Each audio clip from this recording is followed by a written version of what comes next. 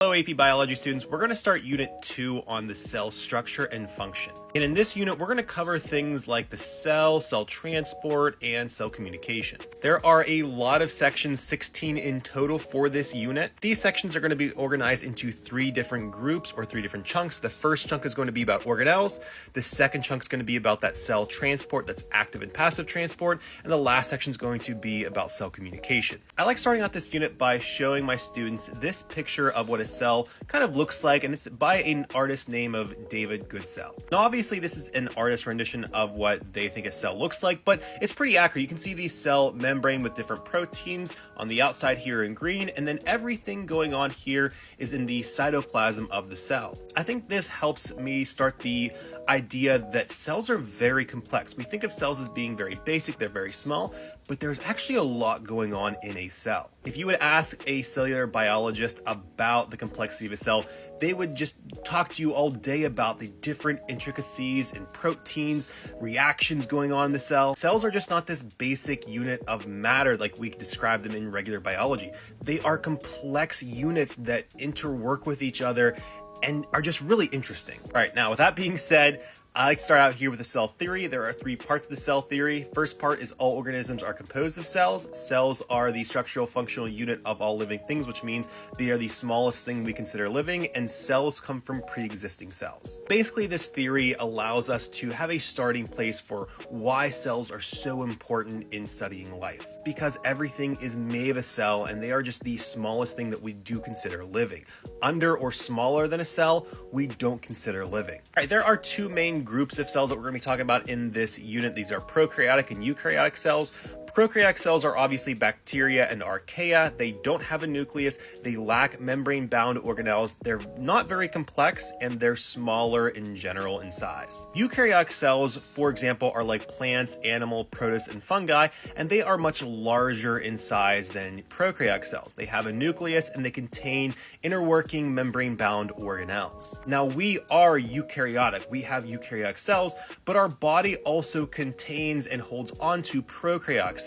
There are billions of prokaryotic cells just in your mouth and your gut alone. So we have this relationship with prokaryotic cells, but we are made of eukaryotic cells. I always tell my students to remember U is for eukaryotic, you are eukaryotic, and pro is no, they don't have a nucleus. That means your cells do have a nucleus. I think this is a good representation of what the cells look like in comparison to each other. You can see the eukaryotic cells are larger and much more complex. They have a lot more organelles, while the prokaryotic cells are smaller, and this actually doesn't show us how small they actually are. They are smaller than eukaryotic cells, but they're very small, even compared to a eukaryotic cell. Here's a better image of what these look like. You can see the eukaryotic cell here compared with the prokaryotic cell, and again, it actually doesn't even show the size here very well because you think about this as a 3D model. You can fit thousands of prokaryotic cells in just one eukaryotic cell. I always like to make the comparison that if your school is a eukaryotic cell,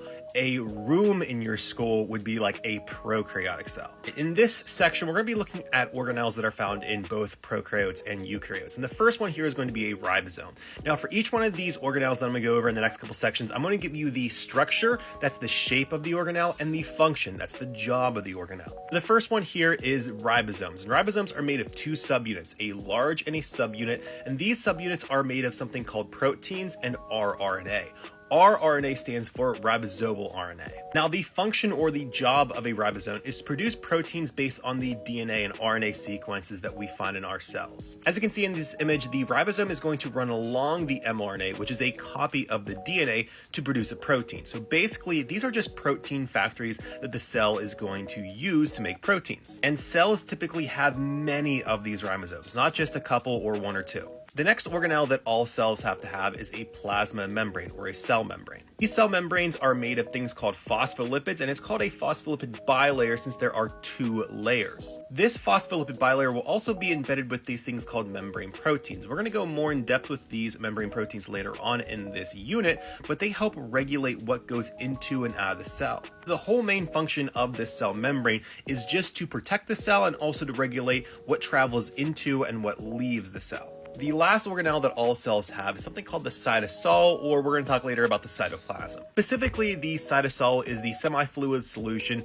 that's composed of water and other inorganic and organic molecules, and this is just like what is the liquid inside the cell. And the function is to help hold the other organelles in place, and it's just where the enzymatic reactions take place within the cell. Again, I love to show this David Goodsell image that shows what that cytoplasm looks like, because we think it's kind of just bland and just there like soup. But there are thousands and thousands of different types of proteins, reactions going on, enzymes, structural units. There is so much going on in the cytoplasm. Don't think it's just this like soupy mix of just stuff. This is where all the good stuff is happening inside the cell, and it's very interesting compared to what you learn in a regular biology class. Now, getting back to the terminology between cytosol and cytoplasm, cytosol is specifically the fluid inside the cell, while cytoplasm is the cytosol and all of the other organelles. You might hear these kind of interchange, but there is specifically two different definitions here. Again, the cytosol is just the fluid, while the cytoplasm is just everything inside the cell membrane. Lastly, this is a great meme about prokaryotic and eukaryotic cells.